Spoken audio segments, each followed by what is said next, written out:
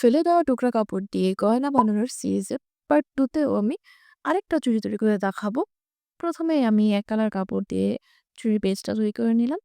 এরপর আমি এখানে কিছু আই শেপের গ্লাস নিয়ে নিয়েছি বা পাতা শেপের গ্লাস নিয়ে নিয়েছি এবং এটাকে একটা পাতার ডিজাইন দিব।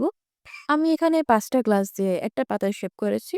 তারপর আমি একটু জায়গা খালি রেখে একটা গোল রঙের গ্লাস এটাতে বসিয়ে দেব। একই প্রসেসে আমি সম্পূর্ণ চেরিটাকে কভার করব। এটা একটা মেজারমেন্ট নিয়ে করলে বেশি ভালো হয়। মেজারমেন্ট ছাড়া করেছিলাম। তাই আমার চুড়ির এক সাইডে একটু বেশি অংশ ফাঁকা রয়ে গিয়েছিল। সেটা আমি কিভাবে কভার করেছি আপনাদের শেষে দেখাবো। আমি যে চুড়িগুলো মেক করি অবশ্যই কোনো প্রফেশনাল কাজের জন্য না।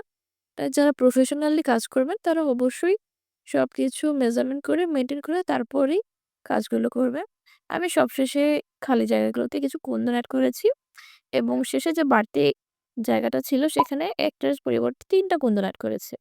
ভিডিওটি ভালো লাগলে লাইক, কমেন্ট করবেন এবং আরো নতুন ভিডিওর জন্য আমার পেজটিকে ফলো করে রাখবেন।